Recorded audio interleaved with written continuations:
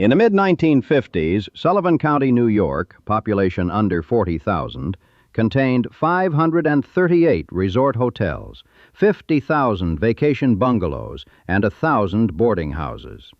500,000 people poured into the Catskill Mountains every summer, spending money at a rate that rivaled the Las Vegas Strip. There were resorts with their own post offices, their own airstrips, their own ski slopes, with snow they manufactured themselves. The Concord Hotel had 1,500 guest rooms and a nightclub that seated 3,000, the largest in the country, listed in the Guinness Book of World Records. General Motors drove new Pontiacs and Cadillacs onto its stage. And nearly all of it, this entire empire of leisure, this parallel universe of abundance tucked into the mountains 90 miles north of Manhattan, existed for one reason. A single word, printed in small type at the bottom of hotel advertisements across the Northeast. Restricted. It meant no Jews. The story of the Catskills is not the story of a place that got popular and then got old. It is the story of a world that was built because of a wound, and that vanished almost completely the moment the wound began to heal. The Catskill Mountains had been through boom and bust long before the first Jewish family rented a spare bedroom to a stranger from the Bronx. In the early 1800s, the region's endless stands of hemlock fed a tanning industry that turned raw hides into leather for a growing nation. Tanneries chewed through the forests, stripped the bark, dumped their waste into the creeks, and by the time the Civil War ended, moved on, leaving behind bare mountainsides and polluted streams. The soil was too rocky and thin for serious farming. The growing season was short. What the Catskills had, after the tanners left, was scenery and cool air. Two things that New Yorkers, crammed into sweltering tenements 100 miles to the south, would pay to be near. The first wave of Catskill tourism was Protestant and wealthy. The Catskill Mountain House, a grand columned hotel that opened in 1824 on a ledge overlooking the Hudson Valley, hosted 3 presidents, Grant, Arthur, and Theodore Roosevelt. It catered to what its proprietors called the best people. By the late 19th century, a constellation of similar establishments dotted the mountains, advertising themselves with phrases like 100% restricted and Hebrews will knock vainly for admission. This was not unusual. Across the Northeast, from the Adirondacks to the Jersey Shore, hotels openly barred Jewish guests. In 1877, the Grand Union Hotel in Saratoga Springs famously refused the banker Joseph Seligman, one of the wealthiest men in America. The scandal made national headlines, but the practice didn't stop. If anything, it spread. In 1895, Melville Dewey, yes, the Dewey Decimal System, founded the Lake Placid Club in the Adirondacks and strictly excluded Jews from membership. So when Jewish immigrants from Eastern Europe, hundreds of thousands of them arriving on the Lower East Side between the 1890s and 1920s, began looking for a place to escape the brutal summer heat of the city, the Catskills were where they ended up. Not because the mountains were calling them, because everywhere else had shut the door. This is the detail that makes the entire story possible, and it's worth pausing on. New York City in the early 1900s was, for immigrants packed into Lower East Side tenements, a place of suffocating heat, disease, and relentless labor.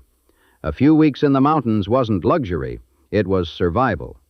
Tuberculosis was rampant. Doctors prescribed fresh air the way they'd later prescribe antibiotics. The Catskills, with their elevation and cool breezes, became a kind of open-air sanitarium for working-class families who couldn't afford a real one.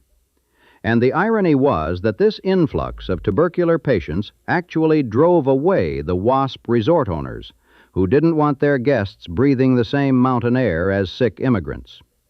Real estate prices in parts of Sullivan County dropped. The restricted hotels moved on to richer ground, and into the gap came the people who had nowhere else to go.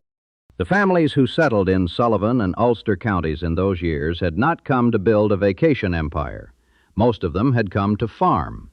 Close to 2,000 Jewish immigrant families bought cheap land in the Catskills around the turn of the century, drawn by the low prices and the promise of clean air.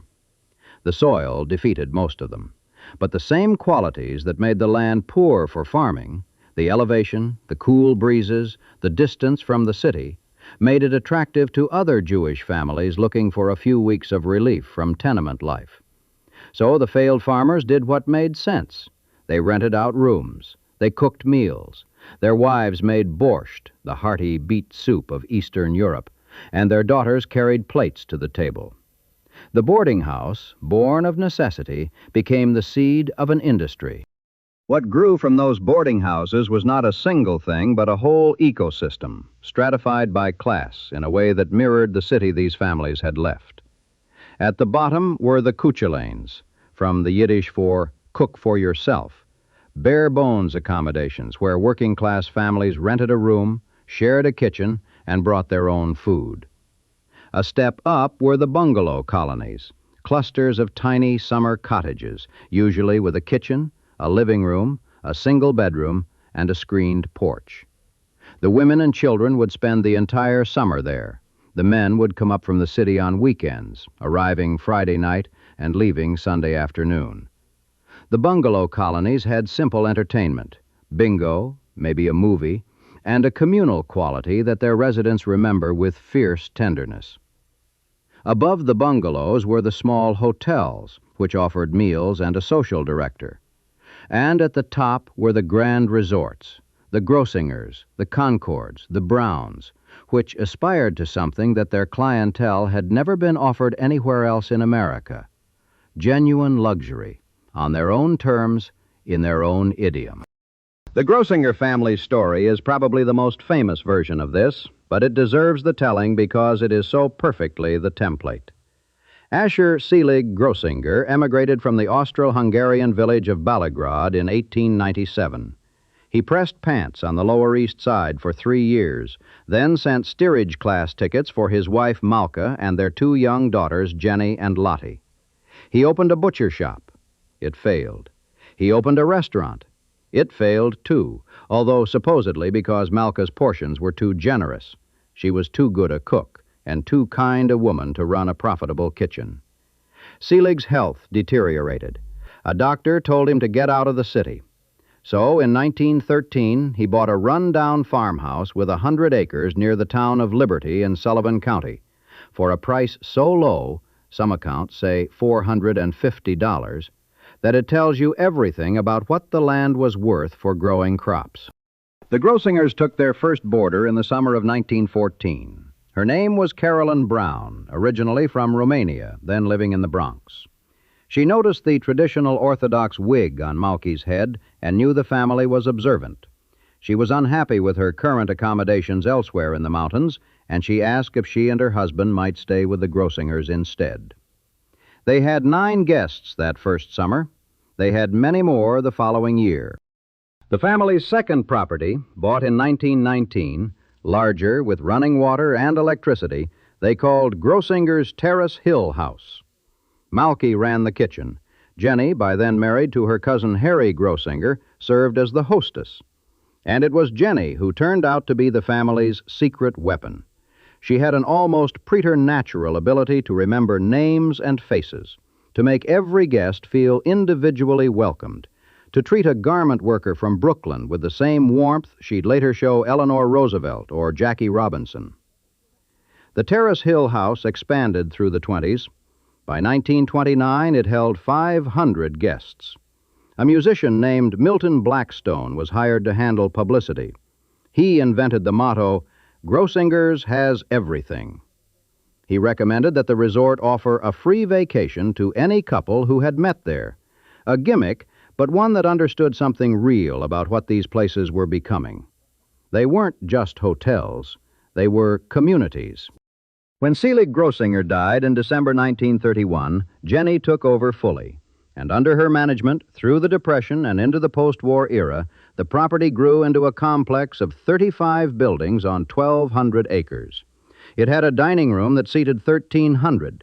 It had a nightclub called the Terrace Room, designed in 1949 by Morris Lapidus, the Odessa-born architect who would go on to build the Fontainebleau in Miami Beach. It had its own airstrip. It had its own post office. When the family tried to get the local railroad station renamed Grossinger's, offering $1 million to make it happen, competing hoteliers blocked the deal. It didn't matter. Everyone already knew the name. But the Grossingers were only the most famous players in what had become, by the late 1940s, one of the most remarkable economic phenomena in American hospitality. The post-war boom transformed the Catskills from a collection of boarding houses into a fully industrialized vacation machine. The returning soldiers had money. Their families were growing. And for Jewish families in particular, the Catskills remained the place where you were unquestionably welcome. Not merely tolerated, but celebrated in a culture built around your food, your humor, your language, your rhythms. The resorts competed with each other in a relentless arms race of amenity and spectacle.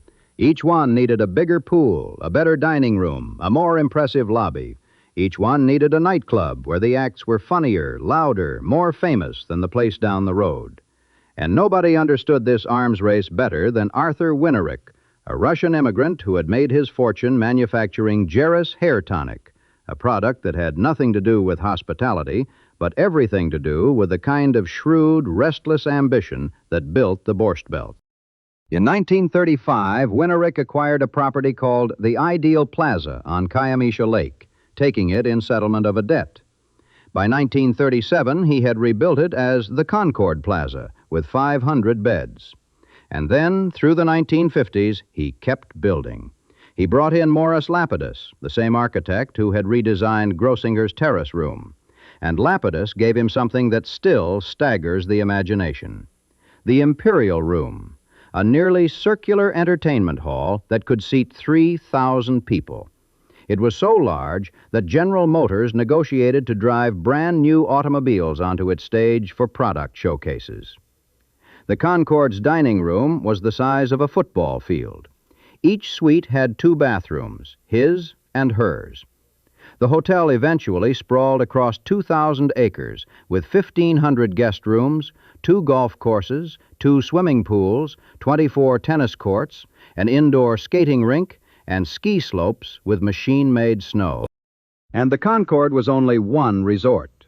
Brown's Hotel in Loch Sheldrake had the Jerry Lewis Theater Club.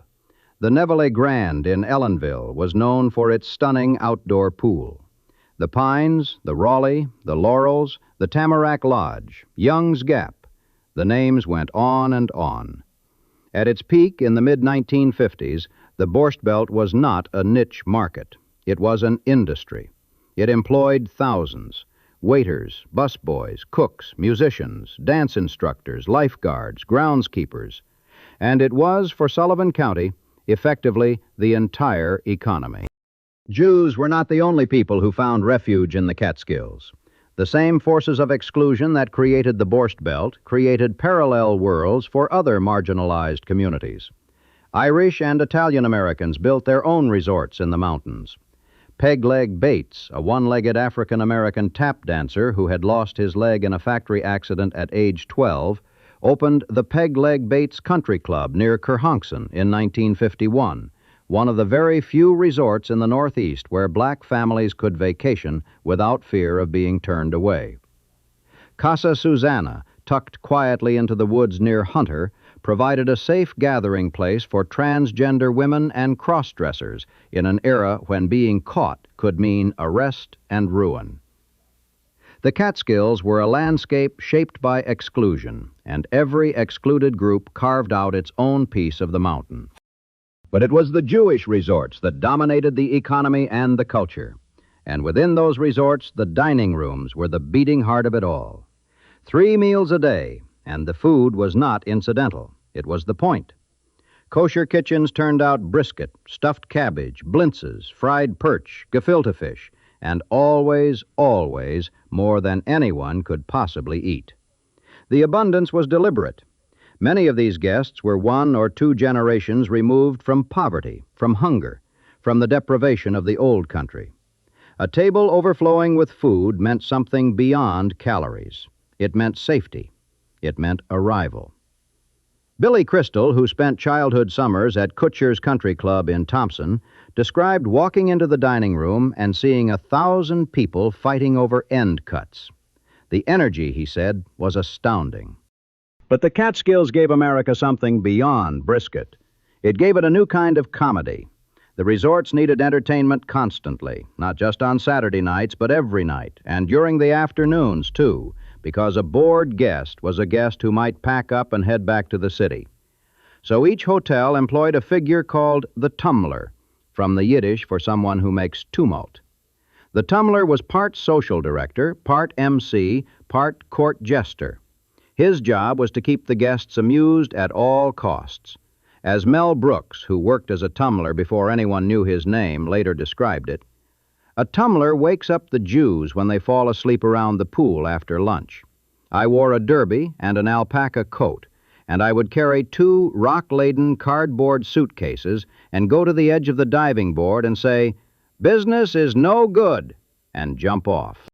The sheer number of hotels, 500 and more, meant that a comedian could play a different room every night for months without repeating a venue.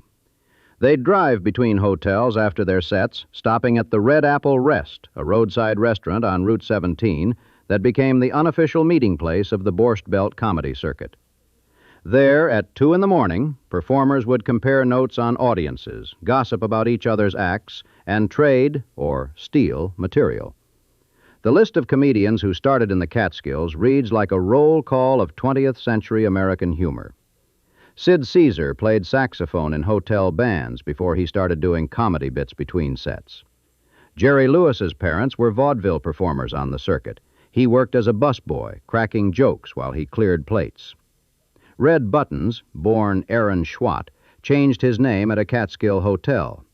Buddy Hackett, Henny Youngman, Don Rickles, Joan Rivers, Rodney Dangerfield, Alan King, Jackie Mason, Woody Allen, Carl Reiner, Andy Kaufman, Jerry Seinfeld.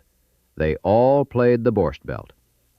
The style they developed there, rapid-fire, self-deprecating, confrontational, built on audience interaction and the shared vocabulary of Jewish American life, became the dominant mode of American stand-up comedy. It migrated from the Catskill showrooms to the Ed Sullivan Show to Saturday Night Live. The comedy industry that exists today in New York and Los Angeles is, in a very real sense, a Catskills export. The resorts attracted more than comedians.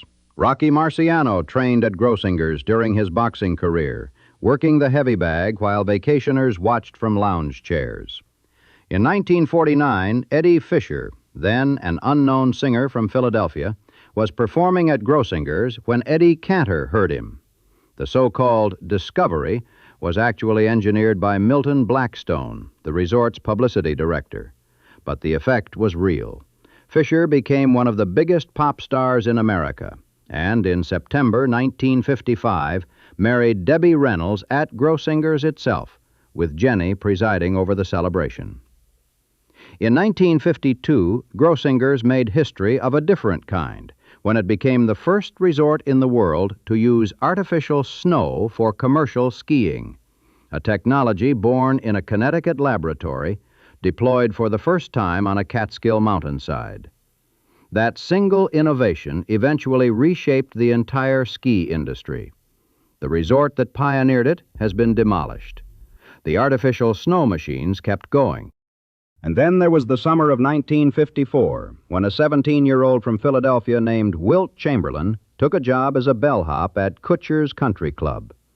He was already 7 feet tall and rail-thin, and the guests were mesmerized by the sight of him lifting luggage through second-floor windows while standing on the ground outside. He made $2 an hour in wages, and, one imagines, considerably more in tips. At night, he played on the Kutcher's basketball team, coached by the resort's athletic director, a man named Red Auerbach, who was not yet famous, but would soon coach the Boston Celtics to 9 championships. Chamberlain loved the place. He performed in talent shows. He ate blintzes in the dining room alongside the guests. Milton and Helen Kutcher became something like surrogate parents to him. A few years later, he would become the most dominant player in basketball history, But the summer at Kutcher's was, by multiple accounts, the summer that changed his life. The Borscht Belt didn't just produce comedians. It shaped athletes, musicians, marriages, and careers in ways that radiated outward into American life far beyond the mountains. In March of 1968, 10 days before he was assassinated in Memphis, Martin Luther King Jr. delivered the keynote address at the Rabbinical Assembly Convention at the Concord Hotel. The setting was symbolic in ways that King surely recognized. Here was the most prominent leader of the civil rights movement speaking in the largest hotel of an empire that existed because of discrimination. The alliance between the Jewish community and the civil rights movement was deep and real. Many of the resort owners and guests who filled the Concord that night had contributed money to the movement. They supported the legislation that would dismantle the legal architecture of American segregation. What almost nobody in that dining room understood, or perhaps understood but didn't want to say, was that the same legislation was already dismantling the economic architecture of the Borscht Belt. The Civil Rights Act of 1964 outlawed discrimination in public accommodations. Hotels and resorts across the country could no longer legally exclude Jewish guests. The law was an enormous moral victory. It was also, for the Catskills, the beginning of the end. The resorts had thrived in a captive market, a market created by the fact that their guests had nowhere else to go.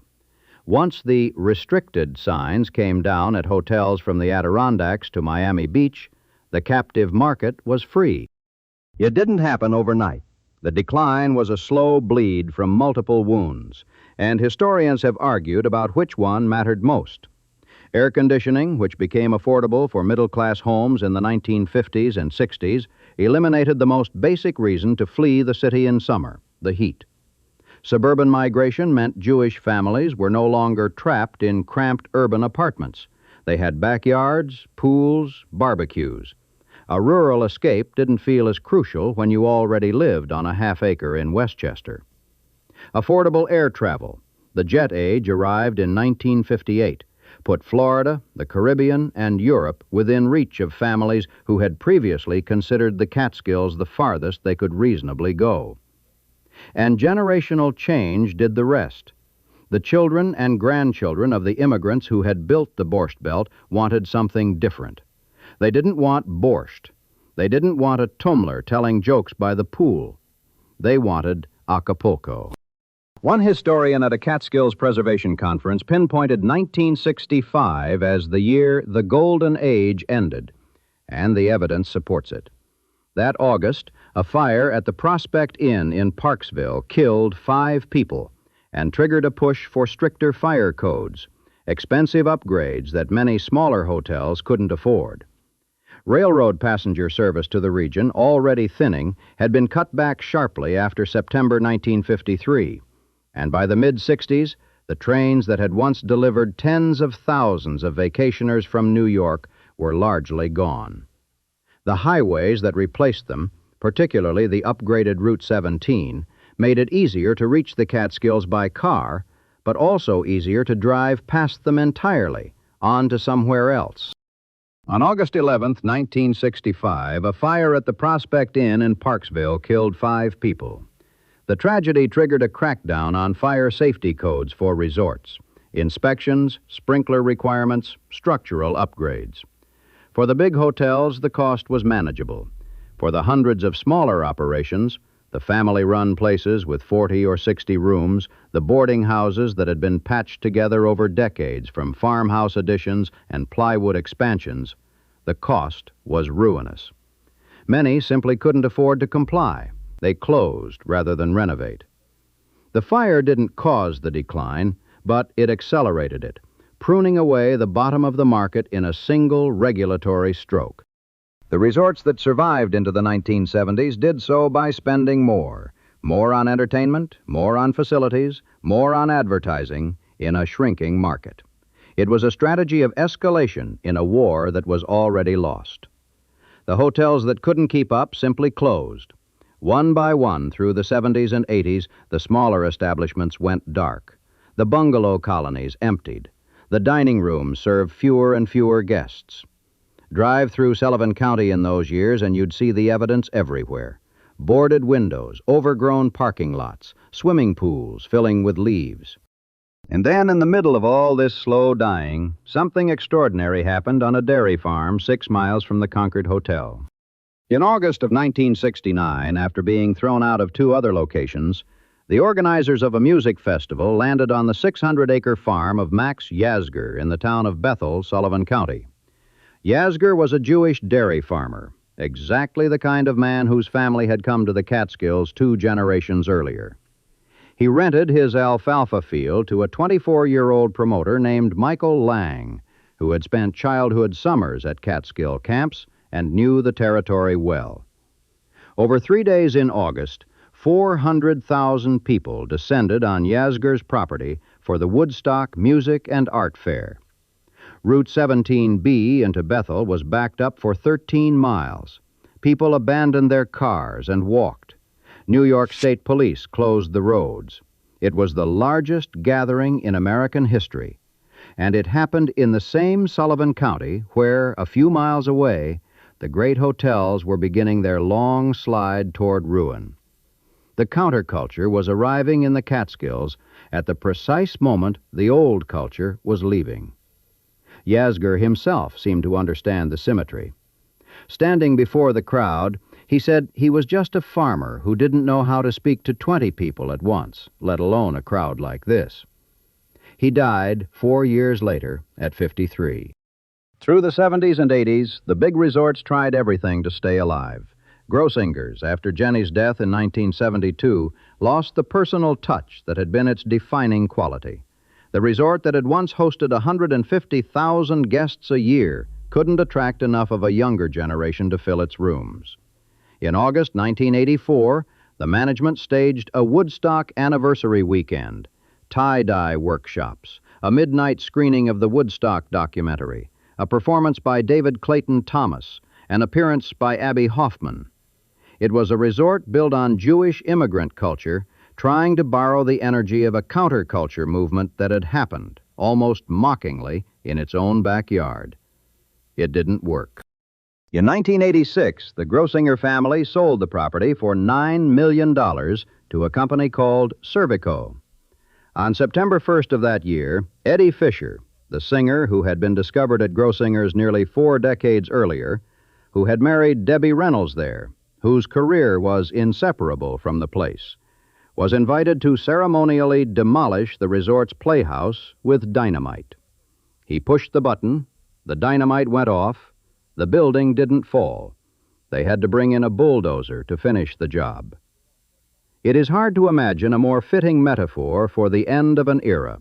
The man who symbolized the Catskills glamour trying to blow up the building where that glamour had lived, and failing even at that. The Concord lasted longer, stubbornly, defiantly. Arthur Winterick had died in 1964, and the hotel passed to his son-in-law, Raymond Parker, and then to Parker's sons. They kept booking big acts into the 90s. It was still the Concord, after all, still the biggest room in the mountains. But the audience was aging, and the economics were punishing. A 1,500-room hotel needs a certain volume of guests just to keep the lights on, and the volume was no longer there. The kosher kitchen, once the resort's proudest feature, became a liability, expensive to maintain under rabbinic supervision for a clientele that was shrinking. The hotel finally closed in 1998, 63 years after Arthur Winterick had taken possession of a small lakeside property in settlement of a debt. The building stood empty for years. The Imperial Room, where 3,000 people had once watched Barbra Streisand and Judy Garland and Tony Bennett, where General Motors had driven new cars onto the stage, sat in silence, its Lapidus-designed floating staircase and undulating bar gathering dust. And still Kutcher's held on. The resort that Max and Louis Kutcher had opened as a farmhouse in 1907, that Milton Kutcher had expanded into a 1,500-acre complex with 400 rooms, a theater, and the Stardust nightclub, kept operating into the 21st century as the last surviving Borscht Belt Grand Resort. It was a living museum of a vanished world. The guests who came were mostly elderly, returning out of loyalty and memory, eating the same stuffed cabbage in the same dining room where they had eaten it 40 years before. Helen Kutcher, Milton's wife, ran reservations until the end. When she died on March 19, 2013, the resort was condemned 5 months later. The property sold for just over $8 million to a company that planned to build a yoga and wellness center on the site. Most of the buildings were demolished within a year. The numbers tell the story with brutal efficiency. In 1952, Sullivan County had 538 resort hotels.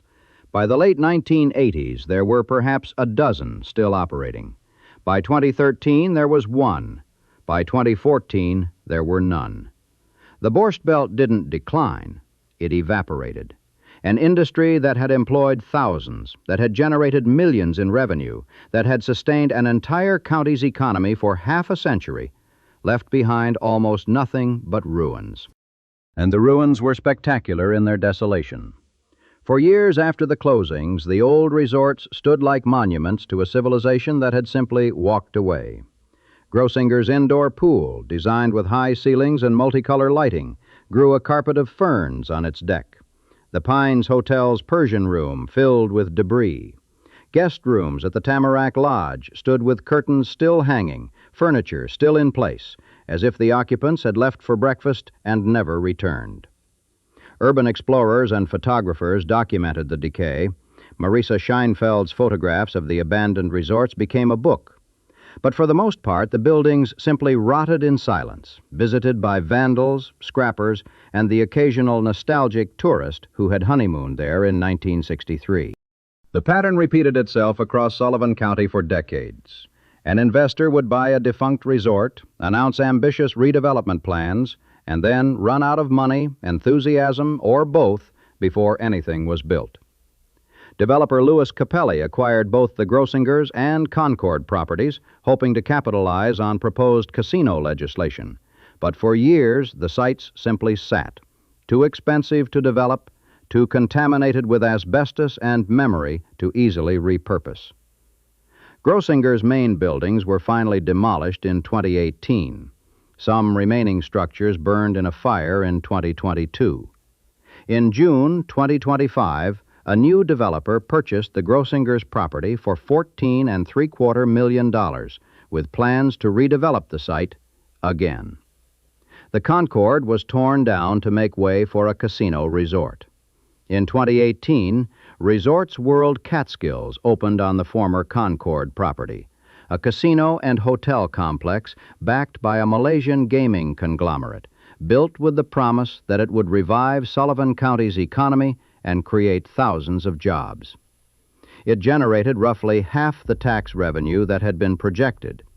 As of recent years, county officials have worried publicly about what will happen to those jobs if New York licenses new casinos closer to the city. The Catskills, it seems, are still trying to build an economy on giving New Yorkers a reason to drive 90 miles north, and New Yorkers keep finding reasons not to. What the Borscht Belt actually left behind is harder to see, but arguably more durable than any building. It left behind a style of comedy that became the American style of comedy, the rapid-fire, neurotic, self-aware humor of Seinfeld and Curb Your Enthusiasm, and every stand-up special on Netflix that owes something to a tumbler working a room of sunburned vacationers in 1953. It left behind the concept of the all-inclusive resort, the idea that a vacation should provide everything, from meals to entertainment to childcare, in a single, self-contained world, which the Caribbean cruise industry adopted and scaled. It left behind the architecture of leisure that Morris Lapidus pioneered in the Catskills and perfected in Miami Beach, where the Fontainebleau still stands. It left behind artificial snowmaking, which Grossinger's debuted in 1952 and which now sustains ski resorts across the globe. It left behind dirty dancing, the 1987 film widely understood to be inspired by the Catskills resort experience, which grossed over $200 million worldwide. More money, probably, than any single Borscht Belt hotel ever earned in its lifetime. And it left behind a question that has no comfortable answer. The Catskills vacation empire was built because Jewish families were excluded from the rest of America's leisure economy. It thrived because that exclusion persisted, and it collapsed in significant part because the exclusion ended. The Civil Rights Act, the slow decline of open anti-Semitism, the integration of Jews into the mainstream of American life, these were unambiguous goods. Nobody would argue otherwise. But they destroyed the Borscht Belt as surely as any recession or hurricane could have. The resorts were a product of injustice, and justice killed them. It is a strange thing to sit with, and perhaps that's why the Catskills story resists a neat ending. A pop-up exhibition called Vacation Land opened in 2023 in Ellenville, in a 95-year-old brick bank building that had its own part in the story. The Home National Bank, where President William Rose had floated loans to Jewish hoteliers in the 1950s at a time when other banks refused to lend to Jewish businesses. The exhibition is becoming a permanent museum. People who came to the opening stood around trading memories over rugelach and plastic cups of rosé, recording their stories in an oral history booth. Most of them were old enough to remember. Most of them will not be around much longer. What they remember is not discrimination or economics or the forces of historical change. What they remember is the dining room, the size of it, the noise of it. 1,000 people at dinner, the clatter of plates, the smell of brisket, someone's uncle telling a joke that everyone had heard before. The whole vast room full of people who understood, without anyone saying it, that they were all there because somewhere else hadn't wanted them, and that what they had built instead was better than anything the somewhere else could offer. The Concord's dining room, the one the size of a football field, the one where 3,000 people ate together every evening, was torn down years ago. The site where it stood is part of a casino parking lot. There is nothing to mark what was there, no plaque, no sign. Just asphalt and the mountains and the sound, if you listen for it, of a room that used to be full.